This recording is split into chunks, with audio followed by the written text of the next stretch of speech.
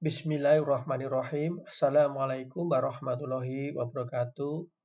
Pada kesempatan ini, saya akan mensimulasikan model GMM dalam bidang keuangan. Saya memiliki data tentang keuangan yang saya ambil dari OJK. Data tersebut adalah ROA, NPL, GCG, NIM, dan CAR. Kemudian, data saya ambil dari tahun 2012 hingga 2021, di mana ada sekitar 24 bank yang saya jadikan sebagai sampel. Ya. Nah, yang jadi pertanyaan kita adalah kenapa harus memakai GMM? Ya. Adalah panel Generalized Method of Moment. Panel GMM merupakan salah satu pendekatan ekonometrika yang sangat populer digunakan dalam analisis data panel, terutama ketika menghadapi permasalahan endogenitas, heteroskedasitas, dan autokorelasi. Penggunaan GMM dalam data panel juga banyak dibahas dalam literatur keuangan dan ekonomi. Nah, di sini Baltagi menyatakan bahwa GMM sangat cocok digunakan untuk menangani model-model panel yang mengandung variabel lag dan endogen yang sering dijumpai dalam analisis perilaku perusahaan atau bank. Jadi ini ya, kenapa GMM itu menjadi solusi ya, karena biasanya kalau model mengandung lag dan endogen, maka GMM menjadi salah satu solusinya. Ini ya. Nah, ini kalau kita lihat tadi, jadi kalau kita lihat di sini adalah model bersifat dinamis. Dinamis itu pasti ada lag. Artinya ROA dipengaruhi ROA masa lalu. Jadi lag ROA itu berpengaruh. Ini ya.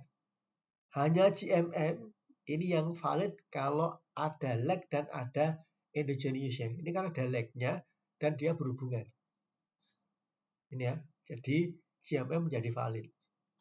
Nah, tahapan, jadi kalau nanti kita ada tahapan-tahapan untuk menyelesaikan masalah panel dengan GMM. Nah, tapi sebelum kita masuk ke tahapan, maka kita akan lihat dulu ya, mengapa banyak masalah utama dalam regresi panel biasa.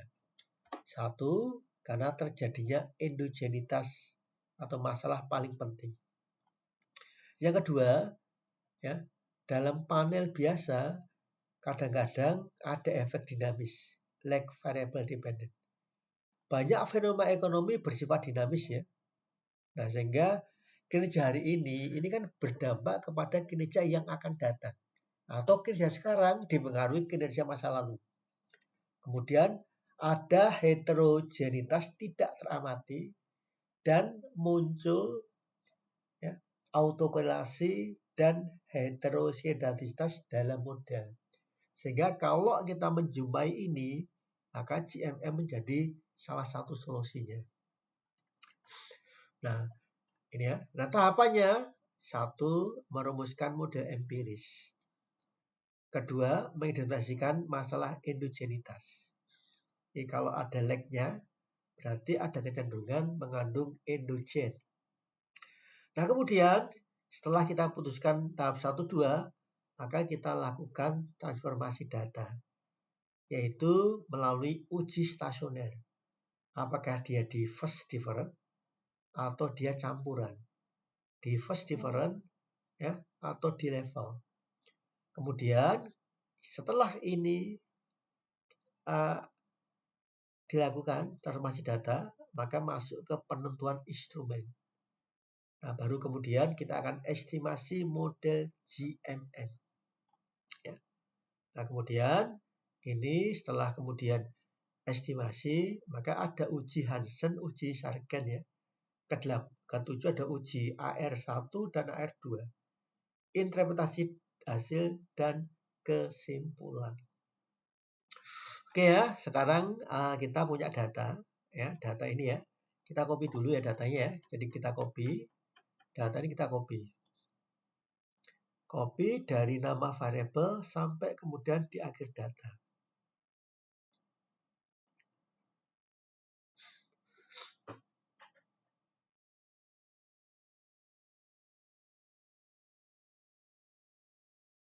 Oke, setelah kita copy sebanyak 24 bank. Ini ya, 24 bank copy. Maka sekarang kita buka FUSE.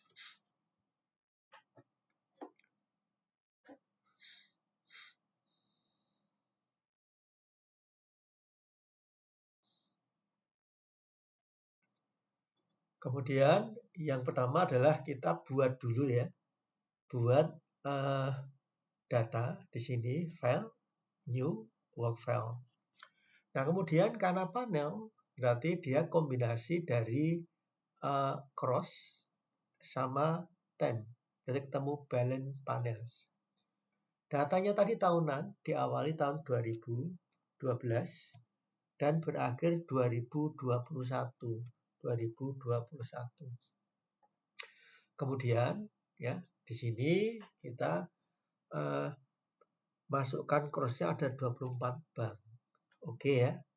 Maka muncullah tampilan seperti ini. Jadi ada 240 observasi dari tahun 2012 sampai 2021 ya, ada 24 bank. Sehingga kalau ini sama, jumlah temp kalikan cross sama, berarti dia adalah balance ya. Tapi kalau tidak sama, unbalanced. Data belum masuk ke sini. Agar data masuk ke sini, maka kita lakukan quick, kemudian empty group, ini kita bawa ke sana, ya, bawa ke sana dulu. Nah, kemudian kita tampilkan di sini di kolom pertama. Klik kanan, paste. Setelah kita paste akan muncul data di sini semua. Oke, kita paste. Oke ya, sekarang sudah data yang kita copy dari Excel sudah masuk ke FUSE. Nah, langkah pertama adalah kita lakukan dulu statistik deskriptif. View. Kemudian kita ambil ini ya, kita gunakan common sample saja. Klik OK.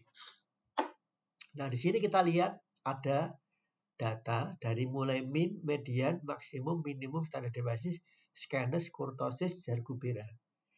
Nah, kita lihat di sini ya, kalau kita lihat ini, jadi ini ya, kita lihat dari ROA, NPL, GCG, NIM, CAR, maka lihatlah Jar-Guberanya hampir semua data tidak berdistribusi normal. Ini salah satu alasan mengapa GMM menjadi salah satu solusi untuk kasus ini. Oke ya. Nah, kemudian ya, tahapan awal untuk melakukan metode dengan GMM, maka adalah kita lakukan ini dulu. Kita lakukan transformasi data. Dengan cara apa? Dengan cara uji stasioner.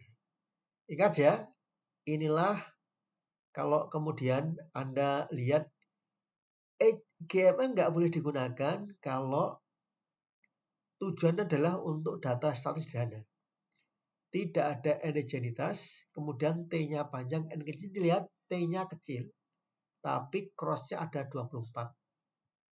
Oke ya, kita lanjutkan dengan uji ini. Uji stasioner ya. Apakah dia diverse different atau dia dicampuran. Nah, kita lakukan. Yang di sini adalah kita pakai ROA dulu. ROA kita gunakan dulu, berarti kita klik double dulu. Kita dapat data ROA ya. Nah, ROA ini kita lakukan uji stasioner dengan cara quick statistik ini ya. Seri statistik kita gunakan unit test. Kita tulis ROA. Oke, kita uji di level dulu.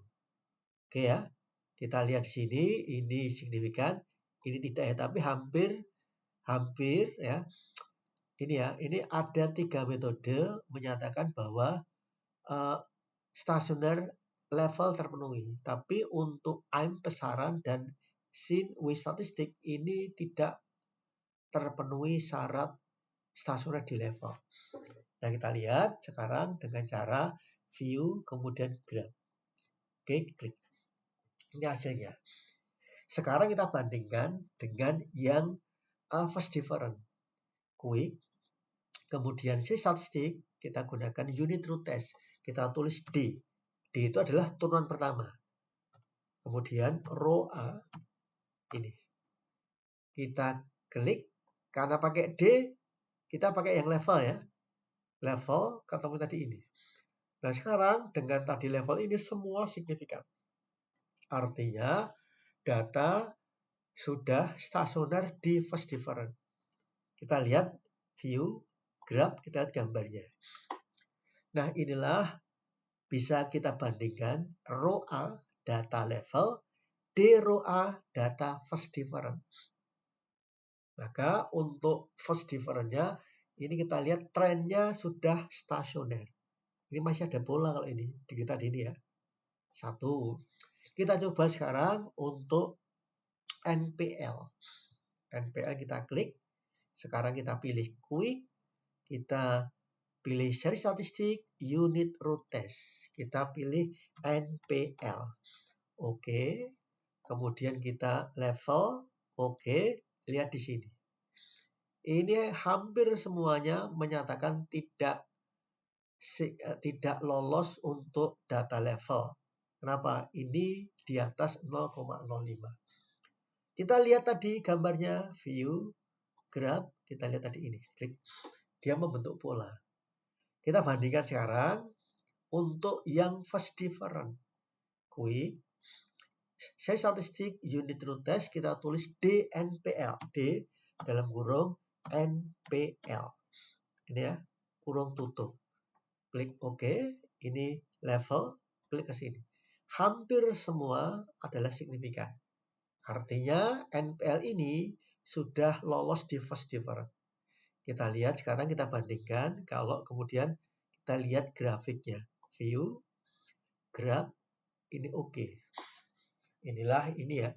Sehingga semua kita lakukan dengan uji level untuk stasionernya dan first different. Nah, setelah saya uji semua, itu lolos di first different. Artinya sekarang sudah terpenuhi transformasi data untuk first different. Ini ya. Ini ya. Ini. Ini kalau ini. Nah, selanjutnya sebelum kita nanti menentukan instrumen, maka kemudian kita coba dulu mengolah dengan pendekatan common effect model dan pendekatan fixed effect model. Oke ya. Sekarang kita cek. Ini kita kembali view spreadsheet tadi ini. Spreadsheet tadi ini ya. Oke. Nah, sekarang langkah pertama adalah ini kita akan melakukan dulu untuk ujinya adalah estimasi awal dengan OLS dan fixed effect model untuk perbandingan. Jadi kita akan bandingkan ya. Nah, sekarang kita lakukan ya, karena ini adalah variabel bebas ya, variabel terikatnya, maka kita klik ya. Jadi yang pertama sudah variabel terikat, proc make equation. Nah, jadi ROA dipengaruhi NPL, GCG, NIM, dan CAR. Nah, ini kemudian kita gunakan panel option. Nah, cross section dengan periodnya tadi 2012 sampai 2021. Artinya data 10 temnya. Tapi crossnya itu ada 24. Sehingga kemudian yang kita analisis adalah bagaimana ROA di masing-masing bank. Ya. Berarti kita cenderung milihnya adalah ke cross section. Ya ini ya, karena kita cross, ini dipilih yang cross juga. Cross section wedge ini. Kita lihat oke ke sini. Ya, kita dapat data nanti ini.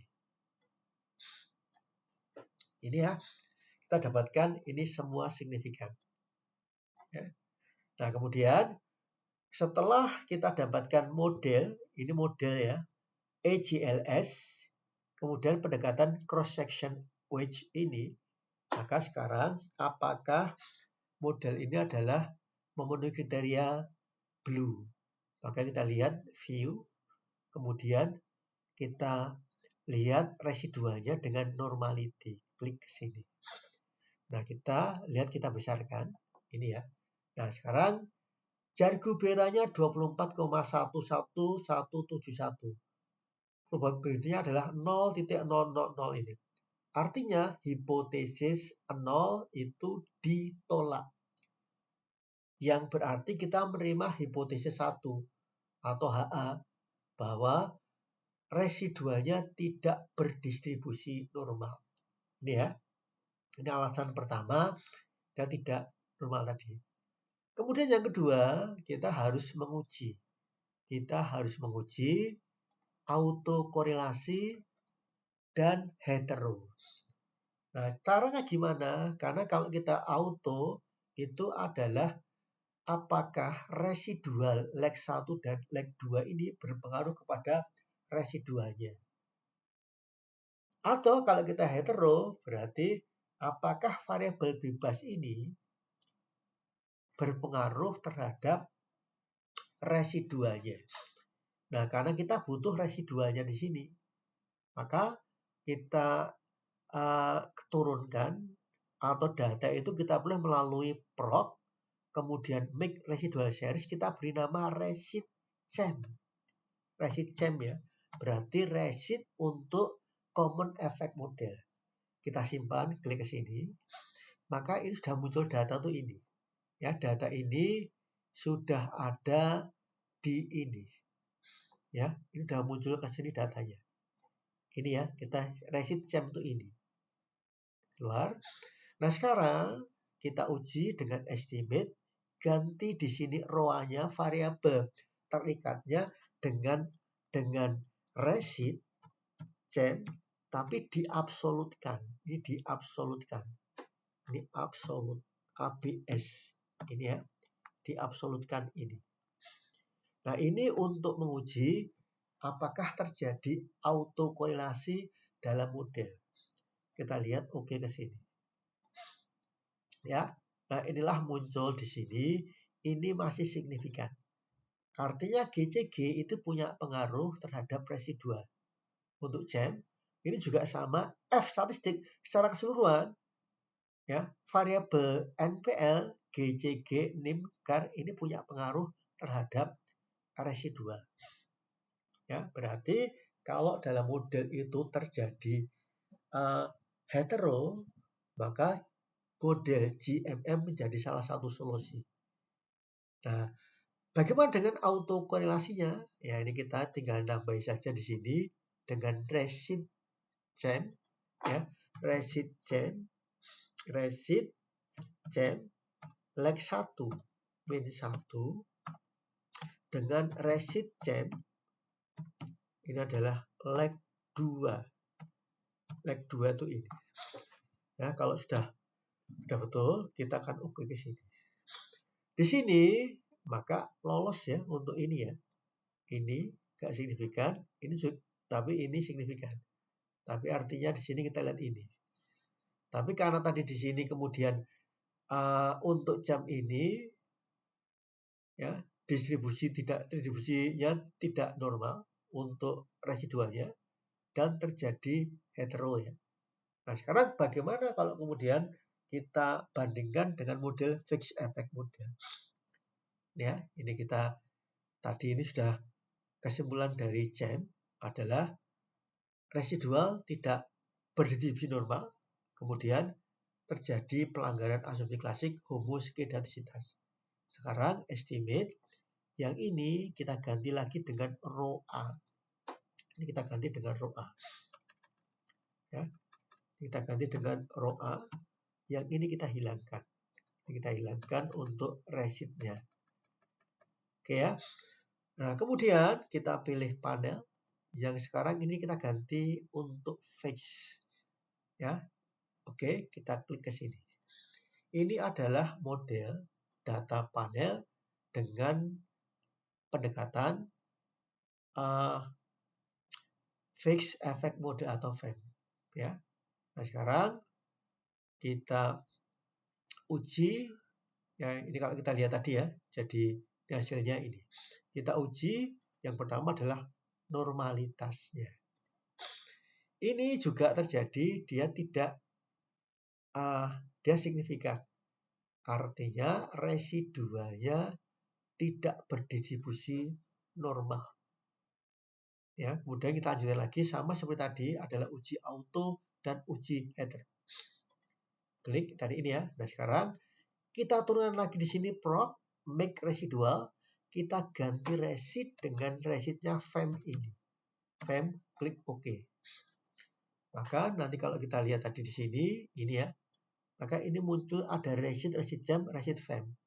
Maka kembali ke sini lagi kita uji dengan mengganti variabel bebasnya, variabel terikat dengan di sini adalah menggunakan ABS dalam kurung ABS dalam kurung ini adalah resid kemudian FEM. Ini ya. Ini kita oke, klik ke sini. Nah, ini juga sama, ini ada dua, ada 1 2. Ini juga sama ya. Jadi tidak signifikan. Artinya bahwa residuanya tidak konstan, tapi dipengaruhi oleh variabel bebas. Nah, kemudian kita lanjutkan dengan auto korelasi. Masukkan lag lagi. Resid, FEM, lag 1, dan resid, FEM, kemudian lag min 2. Ini ya. Kalau sudah betul, kita oke. Klik. Nah, ini juga sama untuk auto korelasinya aman. Artinya, kesimpulannya baik menggunakan common effect model atau fixed effect model, maka residuanya tidak berdistribusi normal dan terjadi heteroskedastisitas. Berarti model yang cocok adalah menggunakan GMM. Nah, selanjutnya sekarang kalau kemudian kita sudah melakukan ini, nah sekarang kita akan menentukan instrumen. Ya, tadi kita sudah tahu alasan GM tadi sudah tahu ya, karena terjadi ada lag, ada endogenitasnya tadi ya. Nah, kita menentukan instrumen. Nah, bagaimana menentukan ini tadi? Oke, sekarang kita ke sini. Kemudian kita klik lagi ya, jadi row A. Ini adalah variabel bebasnya. Kemudian kita bisa gunakan NPL, NIM, GCG, CAR. Kita buat klik kanan open. Kemudian S group. Ya. Nah, kita sudah dapat data ini. Kemudian kita pilih lagi sekarang adalah prop make equation. Kita dapat ini ya.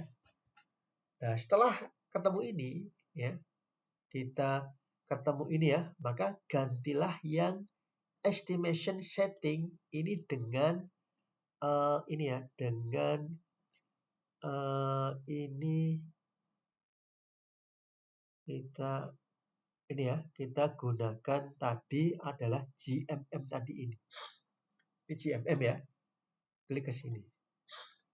Nah, setelah kita ketemu ini ya, maka pilih instrumennya karena kita ingin masukkan tadi adalah ini. Menentukan instrumen. Berarti kita pilih instrumen. Ini copy dulu. Copy dan instrumen. Instrumennya apa? Instrumennya adalah karena ada lag ya. Artinya row A dipengaruhi lag masa lalunya juga. Kemudian NPL juga masa lalunya mempengaruhi mempengaruhi return on asset. Semua tadi ini ya, maka kita tadi copy, terus dikasih di sini adalah leg 1. Ini juga ini juga sama, kita kasih leg 1. Semua kita beri leg 1.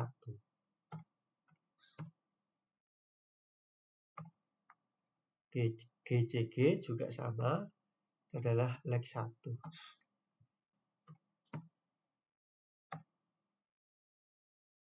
Kemudian ini car, ini juga kita beri leg 1.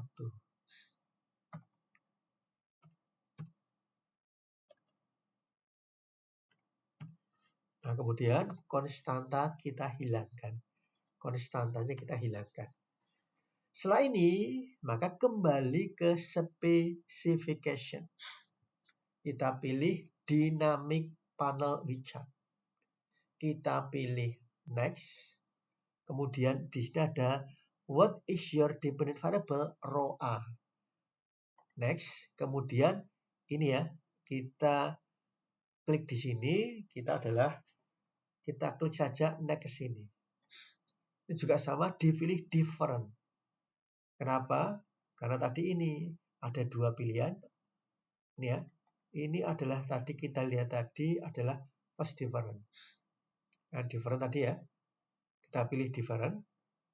Oke, different ya. Next. Kemudian ini next saja. Jadi kita next saja. Nah, kemudian ini juga sama. Ini adalah tadi yang instrumennya. Ini juga different. Transformasi ke different, tapi ada next-nya. Next. Ya, ini wait period, next ini.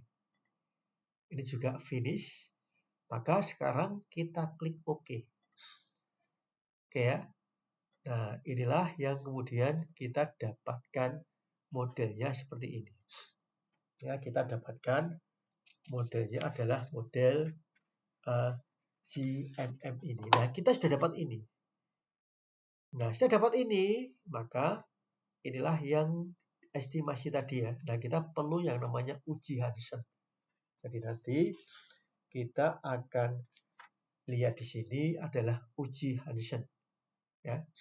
Tapi kita lihat dulu di sini, kalau nanti kita sudah lihat di sini, maka kita akan lakukan ya. Jadi kalau kita lihat tadi ya, jadi kita sudah dapat inilah yang disebut dengan model tadi adalah ini. Nah, sekarang tahap berikutnya adalah ini ya. Tahap berikutnya adalah kita lakukan ini ya. Jadi kalau kita nanti sudah ketemu di sini, maka kita lihat di sini ya. Jadi GMM itu akan muncul tadi adalah ini ya. Berarti ini adalah salah satunya ini ya. Row A ini, row A leg 1 ini kan punya pengaruh ke return on asset. Ini signifikan ya. Artinya kalau return on asset ini ya, ini adalah nanti kalau kita lihat ini berpengaruh. Pengaruhnya positif 0,09. Ya. Nah, dari sini maka sekarang kita lihat berdasarkan hasil estimasi regresi panel GMM yang pendekatan first difference terhadap variabel dependent row A, maka di sini yang kita lihat adalah leg ini ya. Jadi kalau nanti kita lihat row A ini ya, koefisien row A leg 1 sebesar 0,0971 signifikan pada alpha 1%. Menunjukkan adanya dinamika dalam profitabilitas bank. Nilai positif mengindikasikan bahwa kinerja laba tahun sebelumnya berpengaruh positif terhadap laba tahun berjalan. Meskipun angkanya tidak terlalu besar. Sama juga dengan NPL ya. NPL ini ya, ini berpengaruh. Di sini adalah alfanya juga sama 1% ya. bahwa peningkatan rasio kredit, jadi kalau kredit itu bermasalah, itu meningkat, maka return on asset-nya itu turun. Ya, 0,15. Jadi kalau bisa meminimalkan NPL, maka return on asset juga akan meningkat. Demikian juga dengan NIM ya, net interest margin. Ini juga signifikan di 1%. Artinya peningkatan margin bunga bersih secara langsung akan meningkatkan profitabilitas bank.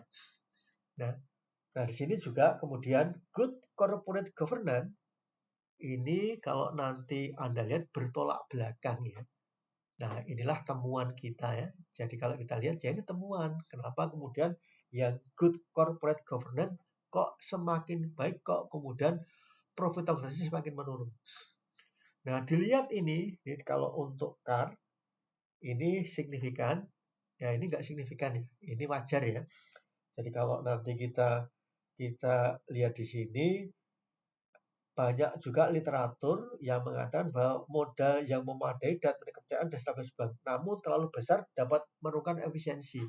Jadi kalau CAR terlalu besar, itu juga bisa menurunkan efisiensi.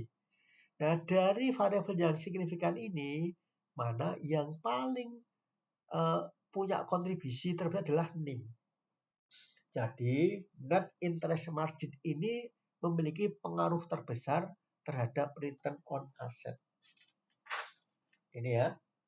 Nah, kemudian sekarang kita lihat dengan yang namanya uji konsistensi ya. Jadi kita lihat, kita sekarang selanjutnya kita akan melakukan uji konsistensi ya. Jadi uji Arellano Bond Serial Correlation Test merupakan salah satu langkah krusial dalam menguji validitas ya dan konsistensi model GMM ya. Nah, gimana caranya? Caranya adalah di sini kita pakai view, kemudian kita pilih residual ya. Ini kemudian kita pilih yang disebut dengan ini, Arellano Bond Serial Correlation Test. Ya ini ya. Nah, dari hasil ini ya, ini AR1 nilai probabilitas adalah ini ya. Ini adalah 0,7077 yang jauh di atas ambang batas 0,05. Ini berarti bahwa tidak terdapat autocorrelation signifikan pada orde pertama dalam residual yang ditransformasikan. Ini ya. Nah, kemudian ini juga sama AR2. Ini juga sama sebesar untuk probabilitasnya adalah 0,7399. Ini juga jauh lebih besar di atas 0,05. Artinya hasil yang paling penting dari uji ini ya, karena tidak adanya autokorelasi orde kedua yang membuktikan bahwa instrumen yang digunakan dalam GMM valid dan tidak berkorelasi dengan residual ini ya. Sehingga asumsi ortogonalitas antara instrumen dan kesalahan terpenuhi. Berdasarkan hasil uji Arellano Bond ini ya, dapat disimpulkan bahwa model GMM yang diestimasi konsisten dan valid. Kenapa? Karena tidak terdapat autokorelasi serial dalam residual pada orde kedua. Nah, instrumen yang digunakan di sini adalah lag variable ROA, lag variable NPL, lag variable NIM, lag GCG, CAR bersifat eksogen terhadap error term. Ya, ujinya tadi adalah ini ya. Nah, sekarang kita kembali ke estimate lagi. Nah, di sini. Nah, inilah yang paling penting tadi adalah ini. J statistik ini ya. Ini yang paling penting. Kenapa? Kita bisa lihat di sini, inilah hasilnya tadi adalah ini. Jadi kalau kita lihat tadi, model ini valid tidak? Hasil dari model GMM tadi ini. Nah, model GMM ini sudah valid secara ekonometrika. Model memenuhi seluruh syarat utama validitas GMM dinamis ya. Kenapa? Karena dia panel data. N-nya adalah cross-nya itu lebih besar daripada tem. Cross-nya ada 24, tem-nya adalah di sini 2012 sampai 2021, ada 8 tahun. Modelnya dinamis karena ada ROA min 1. Nah, kemudian potensi endogenous ada NPL, kemudian NIM sama CAR ini dia punya ini ya, endogenous terhadap return on asset. Nah, di sini apakah valid? Maka kita lihat ROA ini. Koefisiennya 0,097, probabilitasnya 0,00. Artinya apa? ROA bersifat persisten. Profitabilitas bank pada sebelumnya mempengaruhi pada sekarang ya. Dan ini wajar dan diharapkan dalam model bank. Kemudian tidak ada tanda koefisien yang aneh. Artinya ini ya, ini aman. Kemudian apakah tanda yang signifikan dari variabel masuk akal? NPL, tanda di sini ya, ini tandanya negatif. GCG negatif, kemudian NIM positif, CAR positif. Ya. Dan yang satu untuk CAR nggak signifikan. Jadi tidak semua riset harus signifikan. Nah, kemudian dari hasil regresi model GM ini, maka dapat kita simpulkan adalah ini. Yang paling berjelas J statistik. J statistik ada nilainya 21.19088. Ya. Kemudian probabilitasnya 0,32. Artinya di atas 0,05. Nah, berarti H0 ini diterima instrumen valid. Tidak berkorelasi dengan error ya. Nah, inilah ya yang bisa saya berikan pada kesempatan hari ini ya. Bagaimana kemudian menggunakan model GMM dalam regresi data panel. Mungkin ini yang bisa saya berikan. Kurang maaf. Assalamualaikum warahmatullahi wabarakatuh.